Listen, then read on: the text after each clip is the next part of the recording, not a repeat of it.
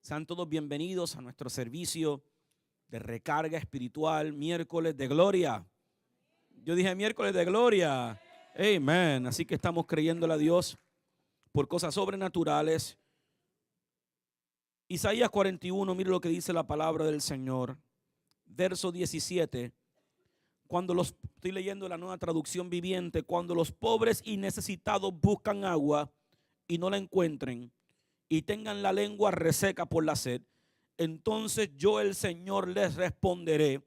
Yo, el Dios de Israel, nunca los abandonaré. Abriré ríos para ellos en los antiplanos y daré fuentes de agua en los valles, y llenaré el desierto con lagunas de agua. Por la tierra reseca correrán ríos alimentados por manantiales. Plantaré árboles en el desierto árido, cedros, acacias, mirtos, olivos, cipreses, abetos y pinos. Lo hago para que todos los que vean este milagro comprenda lo que significa que el Señor es quien lo ha hecho, el Santo de Israel lo ha creado. En Isaías 41, encontramos la realidad y una verdad acerca del poder del hambre y la sed de un hombre y una mujer en el espíritu. Nos habla de la necesidad o lo que provoca cuando un pueblo se despierta y se levanta con un hambre genuina por Dios, con un hambre genuina por el poder y la manifestación de Dios. Uno de los peligros más grandes del creyente es caer en la rutina del cristianismo, caer en la rutina de la vida cotidiana en su servicio al Señor y olvidarse de la importancia de mantener su relación con Dios fresca. Estamos ahora básicamente creo que mañana, ¿no? Mañana se celebra el Día del Amor. Mañana es, gloria a Dios, San Valentín.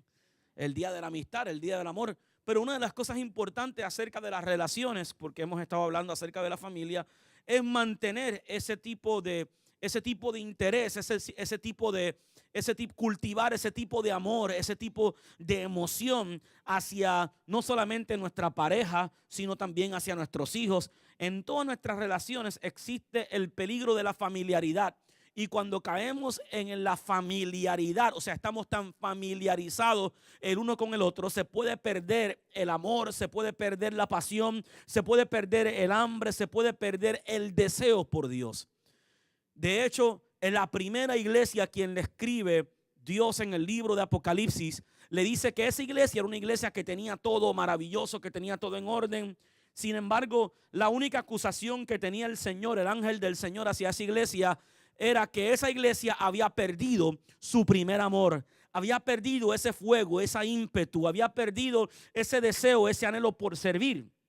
Cuando la Biblia habla del primer amor, está hablando de ese anhelo y ese deseo. Pónmelo por aquí sin ningún problema aquí y me traes la mesita aquí. Cuando la Biblia habla acerca del primer amor, está hablando acerca de esa pasión, de ese anhelo, de ese deseo, de ese pensamiento o esa idea que consume todas tus acciones, consume todo tu deseo, consume toda tu necesidad, que lo único que uno piensa es en servir a Dios. No sé cuántos de ustedes, gracias. No sé cuántos de ustedes se recuerdan cuando primero le dieron su vida y su corazón al Señor. Ese deseo de siempre estar en la iglesia, ese deseo de siempre estar metido en la palabra, siempre estar metido en la oración. Buscamos dónde servir y cómo servir todo el tiempo. Ese propósito, ese destino, ese fuego, nunca fue el propósito de Dios que se apagara, sino que era el propósito de Dios que cada uno de nosotros viviésemos en esa intensidad, en ese deseo y en ese anhelo todo el tiempo. Diga conmigo, todo el tiempo. Por eso Dios le dice a la iglesia, no pierdas tu primer amor, no pierdas esa hambre, no pierdas ese deseo. No pierdas ese fuego que Dios está encendiendo, que ha encendido en tu interior. No pierdas esa fuerza motriz y también esa fuerza de atracción poderosa que es el hambre y la pasión por el Señor. Isaías 41 nos habla acerca de eso. Y me gusta muchísimo cómo termina este relato que le acabo de leer cuando nos dice a nosotros y nos habla a nosotros acerca de la fructificación, de cómo Dios va a plantar árboles y va a plantar cosas aún en lugares inesperados. Pero me gusta muchísimo el verso 20 cuando dice, lo hago para que todos vean este milagro. Escuche eso bien, lo hago para que todos vean este milagro. ¿Por qué lo hago? Para que todos vean todo este milagro. Esa versión que está ahí, que no es la que yo estoy leyendo ahora, dice para que vean y conozcan y adviertan. You can put it back real quick so I can read it. Para que adviertan, para que vean, ¿me entiendes? Que esta es mi obra, que yo la he hecho. Diga conmigo, yo soy obra de Dios. Entiendan todos que de la mano de Jehová, o que la mano de Jehová hace esto. Pero cuando aplicamos esa versión a la versión de una traducción viviente, entendemos que la mano de Dios lo que hace son cosas sobrenaturales. Diga conmigo, cosas sobrenaturales. Ahora, ¿cómo provocamos cosas sobrenaturales? Las cosas sobrenaturales de Dios se atraen y se provocan en nuestra vida a través del hambre y la pasión por Dios. Un pueblo, un cristiano, una iglesia que no tiene hambre y no tiene sed y no tiene pasión por Dios, jamás podrá ver lo milagroso del Señor. ¿Cuántos aquí quieren ver lo milagroso de Dios? Por eso nos dice a nosotros ahí en ese verso 17, comenzando, dice, cuando los pobres. Ahora, escuche bien, 41, 17, dice, cuando los pobres, no está hablando de pobres naturales. De hecho, son los mismos pobres que nos hablan las bienaventuranzas cuando Jesús le enseña a los discípulos, bienaventurados son los pobres de espíritu. No está hablando de una pobreza natural, de una pobreza económica o una pobreza social. Está hablando de hombres y mujeres que en comparación a los recursos de Dios se consideran gente que está necesitada de Él. Dios anda buscando una iglesia que se manifieste como un alma necesitada. El nuevo Pentecostés que Dios tiene prometido, el avivamiento que Dios tiene prometido para tu vida, la obra que Dios tiene para tu vida, no se va a manifestar a menos que tú demuestres, a menos que tú manifiestes en tu propia vida una necesidad por ello. Tu hambre determina lo sobrenatural de Dios. Cuando los pobres y los necesitados, miren las dos cosas, o sea, está la pobreza espiritual, está la necesidad espiritual, está la bancarrota espiritual, está la necesidad espiritual, o sea, está la humildad, está el anhelo, está el deseo, está la necesidad. ¿Y qué hace esa necesidad en tu vida? Dice, cuando los pobres y los necesitados, ¿qué hacen? Busquen. ¿Qué hacen? ¿Qué hacen? Tu nivel de necesidad es medido por tu nivel de búsqueda. El que no busca es porque no necesita. Alguien me está oyendo. Y el que necesita siempre está buscando. ¿Okay? Ahora, dice que en este caso los pobres y los necesitados van a buscar agua y no la van a encontrar. Tendrán la lengua reseca por sed y tampoco la van a encontrar.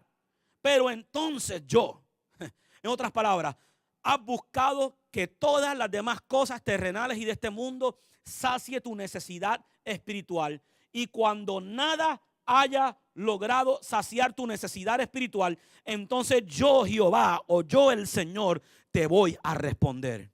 Quiero que sepas algo. Dios siempre responde a la necesidad de su pueblo.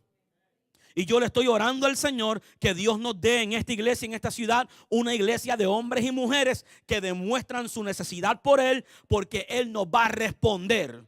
Y dice la Biblia que nos responderá con cosas tremendas. No con cualquier cosa. Dice el verso 20 que nos responderá con milagros. Nos responderá con fructificación. Nos responderá que aun cuando estamos en el desierto, cuando estamos en el lugar seco, Él va a abrir allí ríos y va a abrir allí manantiales. O sea, Dios va a dar provisión espiritual, no importa la condición del lugar donde nosotros estemos. Por eso yo nunca me pongo de acuerdo con ese pensamiento de que tal país, tal ciudad o tal situación es demasiado difícil. No es que lo que pasa es que en Estados Unidos las cosas están malas. No es que en tal ciudad la gente no quiere a Dios. No es que hay mucha gente religiosa. ¿Qué me está diciendo usted a mí? Que el poder de esos espíritus y esas mentalidades son más fuertes que el poder de Dios atraído por un pueblo hambriento. De ninguna manera. No me puede decir a mí que el deseo del pecador por pecar es más fuerte que el deseo del cristiano por ver un mover del Espíritu Santo. Porque si ese es el caso, estamos mal. No me puede decir a mí que la religión organizada que viene en contra de lo milagroso, que viene en contra de todas esas cosas, es más poderosa que un pueblo que anhela a Dios. No, no puede ser. El pueblo que anhela a Dios tiene que ser más fuerte que cualquier otra contrariedad que pueda venir en contra de nosotros. Por eso Él dice, yo el Señor voy a responder.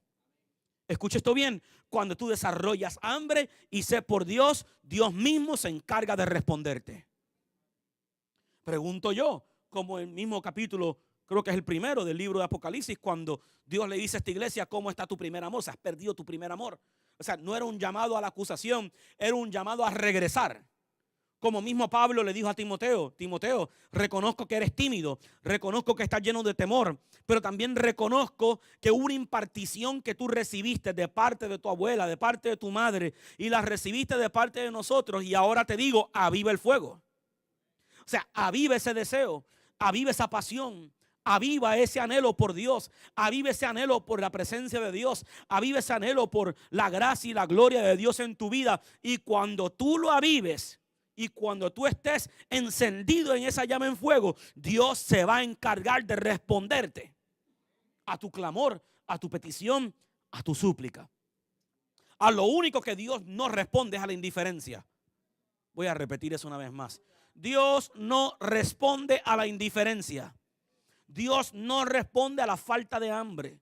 Dios no responde a la apatía espiritual. Dios tampoco responde al espíritu altivo que vive y asume su vida como si no necesitara del Señor. Dios siempre responde a la necesidad del hombre. Por eso Él dice, yo te voy a responder. Y además de responderte, quiero darte una promesa. Nunca te voy a abandonar. Nunca te voy a dejar solo. Nunca te vas a quedar en un lugar donde tú te sientas que Dios no te está escuchando y que Dios no te está respondiendo, porque la promesa del Señor es que te voy a responder y la promesa del Señor es que no te voy a abandonar. Ahora, ¿cómo se manifiesta esa promesa? Bueno, verso 18, aquí vemos, yo voy a abrir ríos. ¿No fue esa la promesa que le dio Dios al pueblo cuando le dijo, yo voy a abrir ríos en el desierto? ¿No fue esa la promesa que le dio Jesús al pueblo cuando estaban, verdad, en aquella gran fiesta? Y Jesús le dijo, el que tenga hambre y sed de mí, de su interior fluirán, ¿qué? Ríos de agua viva. No me interesa saber qué clase de desierto tú estás viviendo, en qué clase de problema tú estás viviendo, porque nada de eso se compara al río que Dios tiene abierto para ti. Ahora, hay una cualidad importante acerca del río, y es que el río está en constante movimiento. Y todo lo que el río se encuentra en el medio, que no está bien cimentado, que no tiene raíces puestas, el río se lo lleva.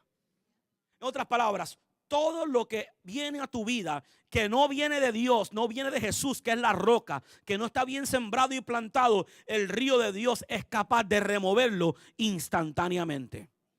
Por eso la Biblia nos dice en el libro de Isaías, cuando el enemigo venga, como un río se levantará el Espíritu de Jehová y levantará ¿qué? Bandera.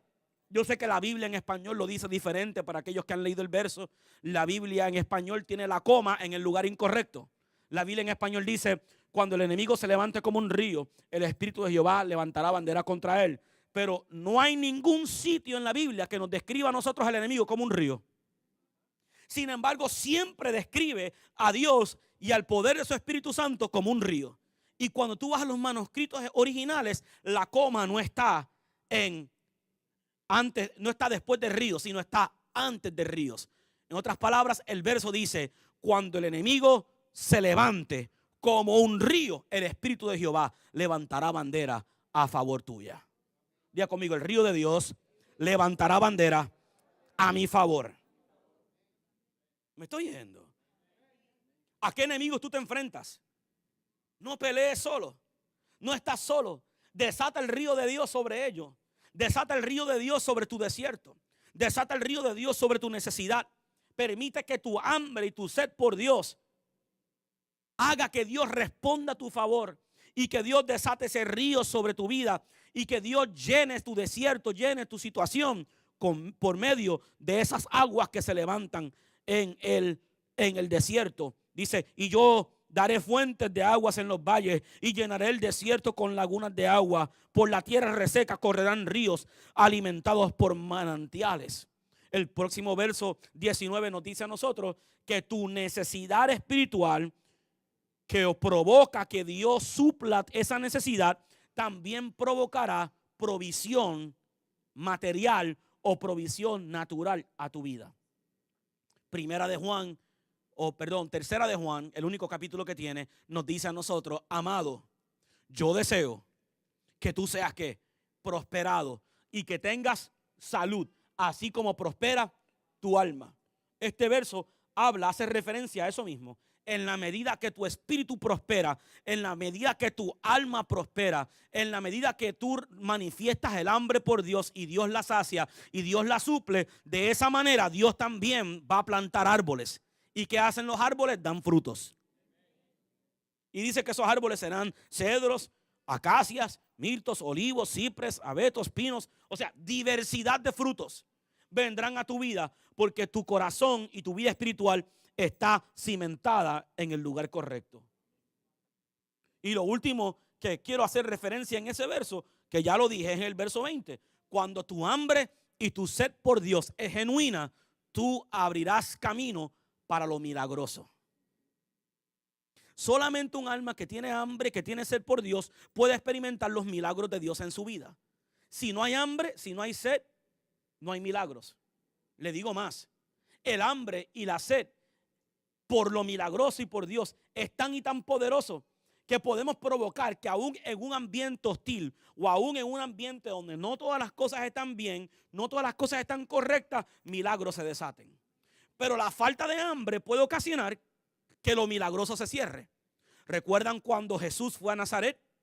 Y nos dice la Biblia que allí estuvo predicando, dice que allí estuvo enseñando, allí estuvo haciendo algunos milagros, pero no pudo hacer muchos milagros porque había un pueblo que en vez de desear y anhelar que Jesús se manifestara con lo poderoso, con lo milagroso, estaban cuestionando, ¿no es ese el hijo de María? ¿No es ese el hijo de José? ¿No es ese sus hermanos? ¿No es ese aquello? O sea, su indiferencia hacia la persona de Jesús cerró el camino para lo milagroso. No permitas que lo que tú piensas que tú conoces de la palabra, porque hay veces que lo que le hace daño a la gente es su supuesta experiencia en el evangelio. Yo le tengo miedo a personas que me sacan en cara o quieren sacar en cara cuántos años llevan sirviéndole al Señor. Porque esa persona ya no se considera un niño. Y para entrar al mundo del reino de Dios tenemos que tener el corazón de un niño. Aunque hayamos madurado, hayamos crecido, llevamos tiempo en el evangelio, nuestra actitud tiene que ser tan hambrienta y tan deseosa por Dios como cuando éramos niños espirituales. Tu hambre y tu sed. Aquella gente no tuvo hambre por Dios, por lo tanto se cerraron los cielos. Por lo tanto lo milagroso no pudo ocurrir. Por lo tanto Dios hizo algunos, pero no hizo muchos. ¿Cuáles fueron los algunos? Bueno, pues Dios se movió en el corazón de aquellos que tenían hambre por Él. Y los que no tenían hambre por Él, Dios no pudo moverse a favor de ellos porque su hambre o su falta de hambre, cerró los cielos. Y no solamente cerró los cielos, sino que también cerró el corazón de ellos para recibirlo. Quiero que entiendas algo. La falta de hambre por Dios no solamente cierra tu corazón, sino que también cierra el corazón de Dios para darte. ¿Alguien me está oyendo? Cierra la voluntad de Dios para bendecirte. Cierra la voluntad de Dios para hacer contigo lo que Él tenga que hacer, lo que Él quiera hacer. Porque tu hambre abre tu corazón y tu hambre abre los cielos. Pero la falta o la ausencia de ello cierra tu corazón y también cierra los cielos. Dice amén. Juan capítulo 7, verso 37. Ya hice referencia a este verso, pero lo voy a leer una vez más. Dice Juan 7, 37. Para aquellos que lo están buscando. 7:37. Mas en el postrer día grande de la fiesta, Jesús se ponía en pie. Yo quiero que usted vea esto. Yo creo que nunca había predicado esa primera parte, pero ya voy a hacer referencia sobre ella. Mira, dice, mas en el postrer día grande de la fiesta. O sea, Dios esperó al día más grande. para entonces Él mostrar su poder. Dios esperó al día más grande para entonces Él hacer una manifestación de lo que Él quería darle al pueblo. Dice, en el día más grande y el último día de la fiesta, Jesús se ponía en pie y clamaba diciendo, si alguno tiene sed. ¿Si alguno qué? Ahora, entienda algo acerca de estas fiestas judías. Si había algo que no faltaba en ninguna de estas fiestas judías, eran dos cosas: la comida y la bebida, el vino. No faltaba ninguna de las dos cosas. Es más, el primer milagro que Jesús hizo, lo hizo como consecuencia de que su misma madre, en medio de una gran fiesta judía, le dijo, se acabó la bebida. Y dice la Biblia que Él convirtió las aguas en vino y después dijo, y vimos su gloria, la gloria del unigénito. Fue su primer milagro. Había dos cosas que no faltaba. No faltaba la bebida y tampoco faltaba la comida. Es irónico que después de una semana bebiendo y comiendo, todo un día comiendo, ahora Jesús se ponga de pie y diga, ¿quién tiene sed? ¿Quién tiene hambre? Eso es como si usted el día de Acción de Gracias, yo creo que es el día que más se come en Estados Unidos, más que la Navidad, más que cualquier otro día. Ese día de Thanksgiving, uno termina como un lechón de fiesta, un chancho de fiesta. Es como si usted, después que todo el mundo come, después que todo el mundo se harta de la comida, usted se para y diga, ¿quién tiene hambre? Y todo el mundo haga, oh, no puedo más. Lo mismo sucedió en esta ocasión. Jesús se pone de pie y pregunta, ¿quién tiene hambre? ¿Quién tiene sed? Pero la pregunta que Jesús estaba haciendo no era una pregunta de hambre o sed natural. Jesús estaba apelando al hambre y la sed espiritual. Y les dice, el que cree en mí, ¿qué hace falta? Hace falta hambre, hace falta sed y hace falta fe. Hace falta hambre, hace falta sed y hace falta ¿qué? Fe. El que cree en mí, como dice la Escritura, ríos de agua viva correrán de su vientre. Esa palabra vientre está hablando de su interior. Está hablando, yo sé que usa la palabra vientre como de estómago, como de barriga. En inglés dice belly, de barriga. Algunos la tienen más grande que otra. Eso no significa que va a fluir más de uno que de otro. Porque no es el espacio en este caso lo que determina cuánto corre. Es el hambre y es la sed. Alguien dice amén. Pero aquí está hablando de un hambre y una sed que sale de tu interior. En otras palabras, tu hambre y tu sed manifiesta lo que tú llevas dentro. Manifiesta lo que tú llevas dentro. Dice, el hambre, el que tenga hambre y el que tenga sed de su interior correrán ríos de agua viva. Verso 39. Y esto dijo del Espíritu que había de recibir los que creyesen en él. ¿De qué hablaba? ¿Qué son los ríos? ¿Qué son los ríos? El Espíritu. Mire bien. Y se refería. ¿A qué se refería? Al Espíritu Santo que les haría dado a aquellos que creen en él. ¿Cómo correría el Espíritu Santo? Como un río. En otras palabras, va a haber una abundancia del Espíritu de Dios, va a haber una abundancia de lo sobrenatural de Dios, va a haber una abundancia del poder de Dios en la vida de aquellos que tienen hambre, que tienen sed y que creen. Ahora, el hambre, la sed y el creer te va a llevar a hacer una cosa bien importante. Dice, el que si alguno tiene hambre y sed, venga. ¿Qué dice? Venga. Isaías nos dijo, el que tiene hambre, el que tiene sed, busca. Jesús nos dijo, el que tiene hambre y sed, venga. Siempre hay un llamado a la acción. Escúchame bien, iglesia. Dios nunca te va a poner una promesa delante de ti al cual no te haga un llamado a la acción. Y en este caso, tu acción no es solamente tener hambre, no es solamente tener sed, no es solamente creer, sino también buscar, también ir.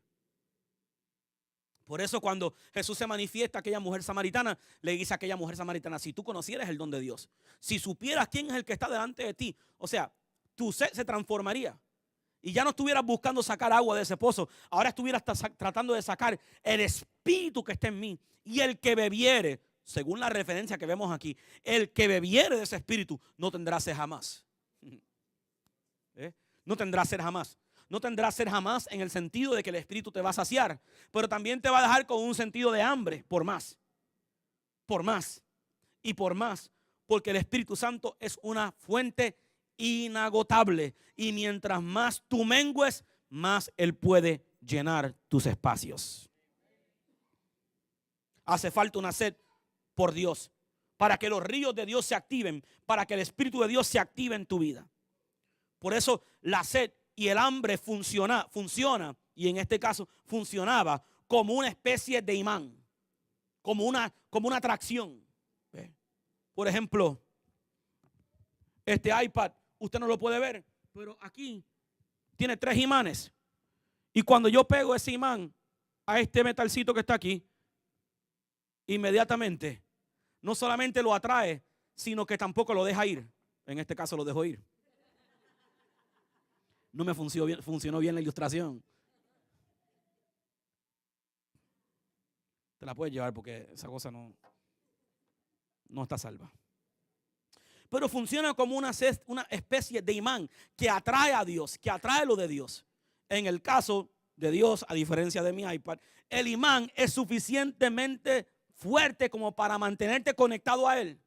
Y como único tú te desconectas de Él, es que tú hagas fuerza en su contra.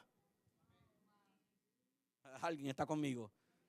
Es una especie de imán que cuando tú te pegas, Él te atrae. Pero como único tú te despegas o como único ese imán no funciona, es que tú hagas fuerza en su contra. Y cuando tú haces fuerza en su contra, te despegas por naturaleza. Pero de por sí es porque el hambre y la sed menguó. Pero mientras tú tengas hambre y tú tengas sed por Dios, esa hambre y esa sed por Dios será el imán que te mantiene atraído hacia Él. Por eso la Biblia nos dice a nosotros que el amor de Dios nos constriñe, nos empuja, nos motiva, nos mueve pensando esto, que si uno murió por nosotros, entonces todos morimos por Él. El hambre y la sed por Dios siempre nace de un amor apasionado por Él. Y mientras tú tengas un amor apasionado por Él, ese amor te va a empujar, ese amor va a ser el imán, ese amor va a ser la fuerza de atracción que te va a querer mantener conectado al Espíritu de Dios, te va a querer mantener conectado a Dios. Y como único tú te desconectas del Señor es que tú voluntariamente decidas menguar en tu hambre, menguar en tu sed y menguar en tu amor por Él. Mira a la persona que está a tu lado y dile, no te desconectes. ¿Qué hace esa sed? ¿Qué hace ese hambre? Te lleva a la fuente.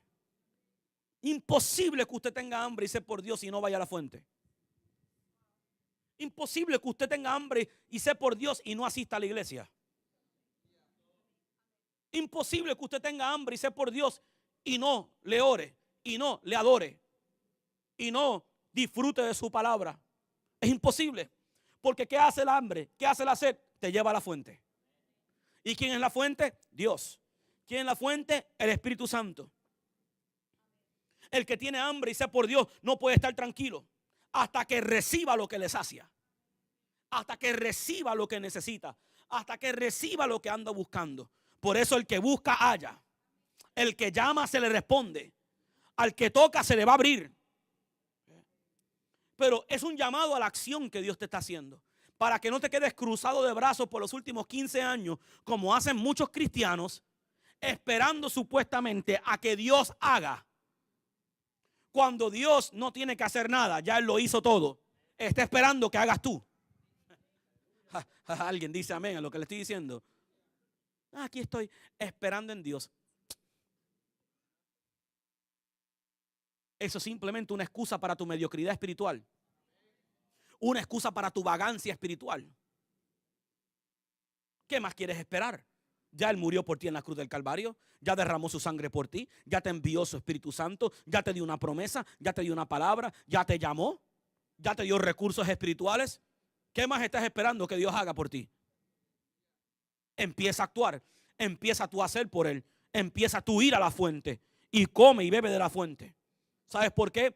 Porque no habrá ningún sustituto en tu vida que podrá reemplazar o saciar la sed que existe en todo ser humano de Dios. Todo el mundo piensa, cuando tenga esto, cuando tenga el mejor trabajo y me gane más dinero, Llegaste, te lo estás ganando, no te llena. Cuando me case, llegaste, te casaste, no te llena. Cuando tenga hijos, llegaste, los pariste, los criaste y no te llena. Porque hay un vacío en el hombre. Hay un vacío en el ser humano que solamente lo puede llenar Dios. Y tú puedes correr, tú puedes buscar, tú puedes desear, pero solamente Dios puede llenar eso. Y no habrá otro sustituto. Alguien dice amén. Quizás usted puede engañar su conciencia temporariamente. Quizás usted puede engañarse a sí mismo. Pero al final del día, el vacío existirá. El vacío quedará. Y solamente Dios lo puede llenar. Y hasta que usted regrese a la fuente, hasta que usted regrese a ese lugar, hasta que usted regrese al único que lo puede suplir y lo puede llenar, usted no se va a sentir satisfecho, saciado o saciada. Por eso, tú tienes que permitir que esa hambre te lleve a la fuente. Pero ahora, una vez tú llegas a la fuente, que es el lugar donde tú puedes recibir, también tienes que hacer el acto de beber. Alguien dice amén. Porque no es solamente con, vamos a poner un ejemplo, Dios puede hacer cosas sobrenaturales contigo aquí en la iglesia. Y tú puedes llegar. Pero con llegar no es suficiente. Además de llegar, tienes que beber. Si no estás poniendo una demanda a la presencia de Dios, si no estás poniendo una demanda a la palabra de Dios, si no estás poniendo una demanda a lo que Dios quiere hacer en tu vida, de nada te va a valer. No te sacia, no te llena, porque juntamente con la búsqueda tiene que haber una demanda. Tiene que haber una expectativa.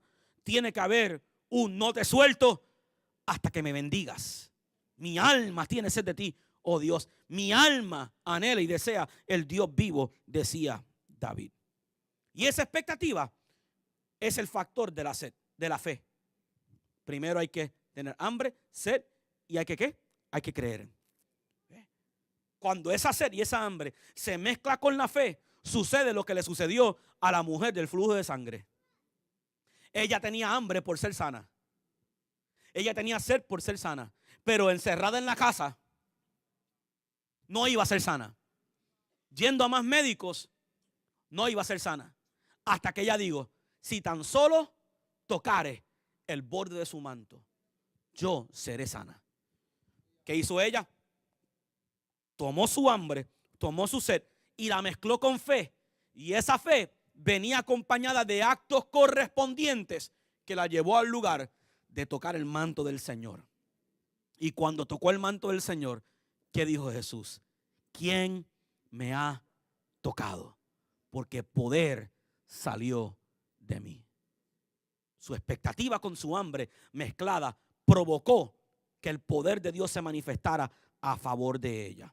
Y cuando esa sed y esa fe se unen, ¿okay? Y esa fe se unen, entonces tú puedes recibir lo que tú deseas de Dios. Si no hay fe, si no hay anhelo, si no hay acción, entonces se queda en el deseo. Pero cuando tú tienes un hambre es diferente. Yo puedo decir ahora mismo, me gustaría comerme tal cosa. Eso es un deseo. Pero cuando yo tengo hambre, ahí ya ni importa. Ahora eso está acompañado con una acción. Ya no es un me gustaría. Ahora es voy a buscar qué comer. Voy a buscar matar la que me estaba afectando un poco. Porque todo lo que tú haces para Dios tiene que tener una acción correspondiente.